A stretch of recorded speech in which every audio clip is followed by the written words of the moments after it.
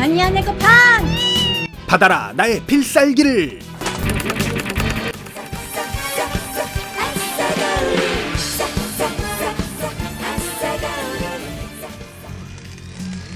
한 박사가 혼신의 납땜질로 무언가를 만들고 있습니다.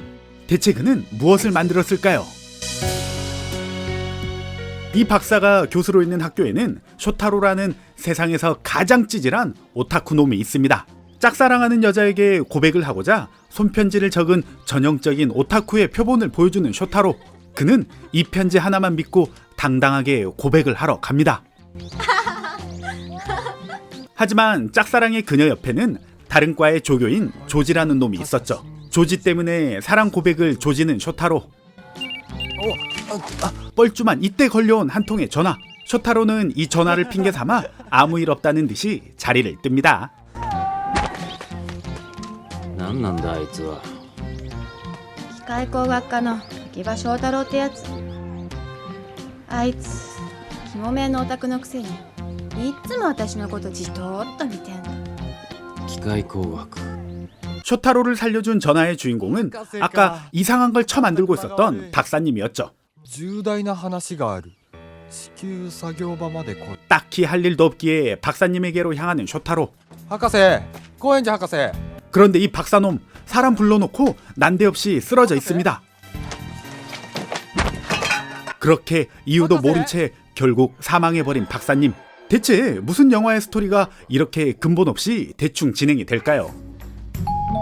얼마 후 오타쿠답게 집에만 처박혀 있는 쇼타로에게 택배가 하나 옵니다. 이 택배는 사망하기 전에 박사님이 착불로 보낸 택배였죠.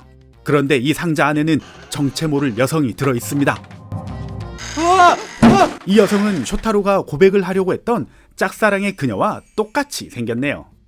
彩香ちゃん。 눈이 헷가닥 뒤집힌 쇼타로는 그녀에게 껄떡대기 시작합니다. 하지만 그녀는 인간이 아니었죠. 人間じゃない。 이 여성의 정체는 사망하기 전에 박사가 오로지 납땜으로만 만든 인조인간이었습니다. 이 박사놈이 얼마나 착하냐면 오타쿠인 쇼타로의 취향대로 메이드 복장까지 입혀놨네요. 博士のおき土産ありがたく頂戴いたします。 바로 이때 그녀가 작동을 시작합니다. 와, 미친 연기력 보소.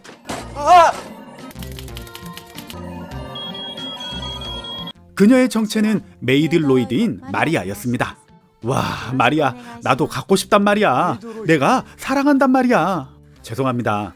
꼴의 그녀는 로봇이라고 설명서도 있습니다. 쇼타로가 눈이 뒤집혀서 좋다고 만지작거렸을 때 작동 스위치를 눌러버린 거였네요. カスタマイズされる。 그런데 이 마리아를 만들었던 박사는 그냥 죽은 게 아니었습니다. 한 남자가 조지를 시켜서 박사를 조져버린 거였죠. 이 영화 고작 3분을 봤을 뿐인데 지금까지 제대로 된 사람이 단 한 명도 안 나오네요. 한편 쇼타로는 집에서 손가락 까딱 안 하고 마리아를 부려먹기 시작합니다. 오타쿠답게 캐릭터 브로마이드가 덕지덕지 붙여있는 아늑한 공간에서 잠을 청하는 쇼타로. それではごゆっくりお休みくださいませ。ね 아니 갑자기 이게 뭐 하는 거야?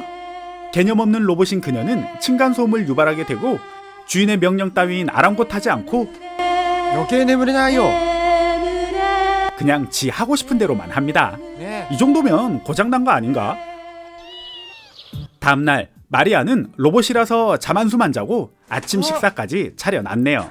ご主人様、朝食の用意ができております。 저거 고장난 게 확실합니다. 밥 따윈 안 먹고 학교에서 빵으로 끼니를 때우는 쇼타로. 홀로 있는 마리아는 집 청소를 한답시고 오타쿠의 생명과도 같은 피규어들을 작살내버립니다. 그리고 혼자서 이상한 짓거리까지 하는 마리아. 그녀는 개그 기능이 탑재되어 있나 봅니다. 학교를 마치고 돌아온 쇼타로는 집안 꼬라지를 보고 성질을 부립니다. お帰りなさいませじゃないよ。 이때 나타난 마리아의 또 다른 기능.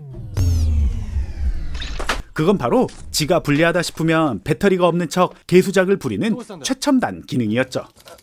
다음날 쇼타로는 짝사랑하는 그녀와 조지가 함께 있다는 걸 보게 됩니다. 그런데 이 조지놈, 그녀에게 업소에서 일을 해서 돈을 벌어오라는 전형적인 일본스러운 일을 시킵니다. どういうことだよ。 이 소리에 빡치고만 쇼타로. くせに何考えてんだ。うわー 아니 갑자기 액션씬을? 이 영화 난데없이 장르를 액션으로 바꿔버립니다. ご主人様 주인님이 처맞고 있다는 걸 감지한 마리아는 그렇게 출동을 합니다. お待ちなさい 액션 영화로 바뀌자 본격적인 주인공다운 모습을 보이는 마리아. 그녀는 전투 모드 발동으로 눈깔이 뒤집힙니다.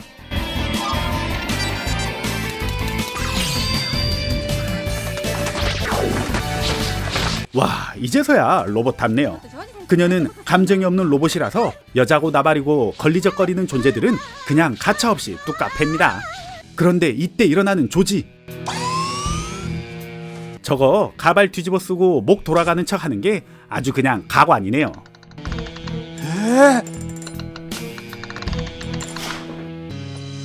그런데 조지 이 자식도 인간이 아닌 로봇이었습니다. 이제 이 영화는 액션 영화가 아닌 SF 장르로 탈바꿈을 합니다. 이들은 그 어떤 영화에서도 선보이지 못한 화려하고 눈부신 기술들을 펼칩니다. ミレクラシールドマニアネコパンチ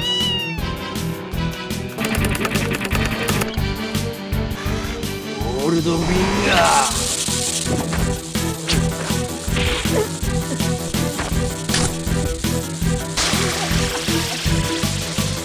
マリア。ご主人様ご安心くださいアンドロイドは負けません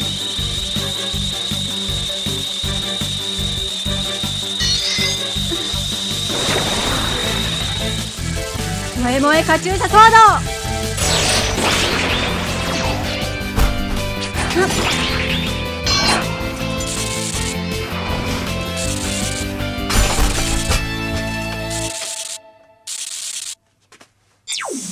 大丈夫かいマリア。 이렇게 화려하게 그지없는 액션씬이 끝나나 싶었지만 이때 날라오는 조지의 백치 광선. ご主人様危ない 그녀는 쇼타로를 보호하기 위해서 희생을 당하고 맙니다. マリア。マリア。マリア。マリア。 이렇게 그냥 영화가 끝났으면 좋으련만 쇼타로는 그녀를 박사의 연구실로 데려갑니다. 연구실에서 난데없이 발동이 되는 그녀의 또 다른 기능. 그녀는 빔 프로젝트 기능까지 있었네요. 근데 빔이 나오는 곳이 어째 좀 이상한데?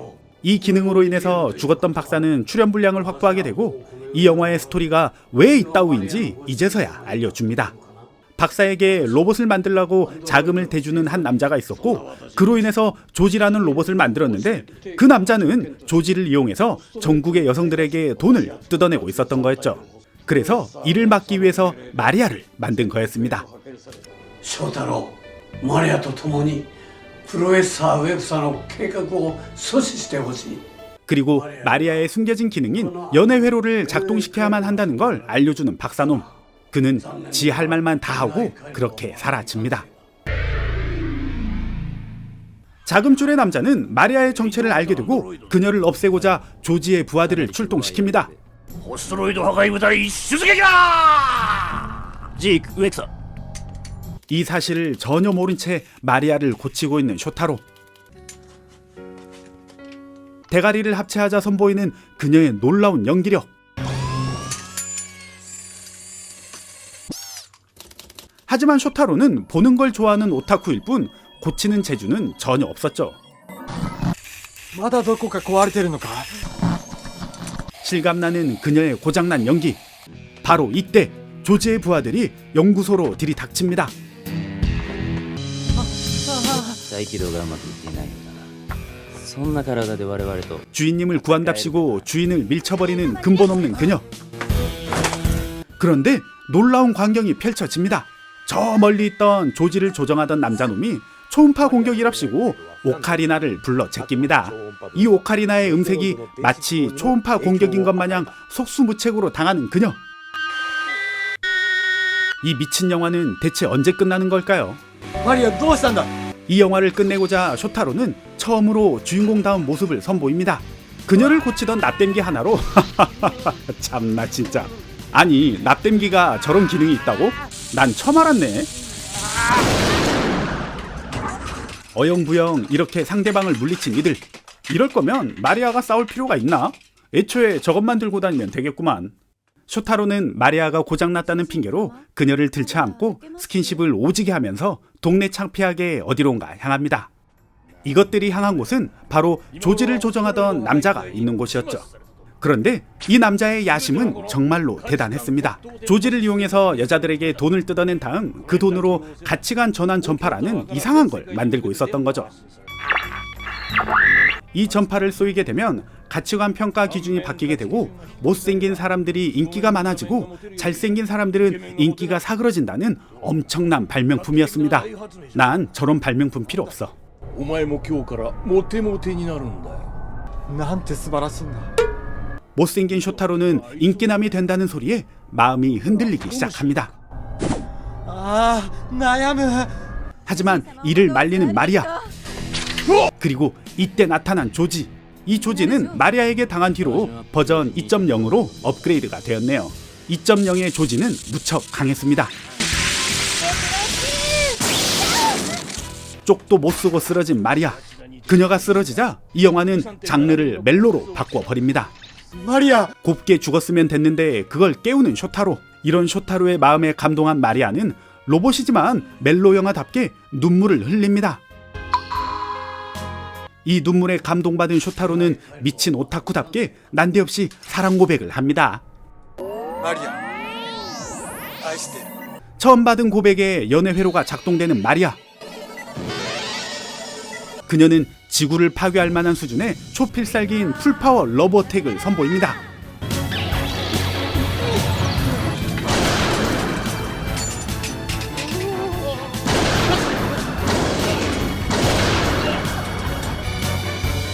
이렇게 모든 상황을 정리해버리는 그녀.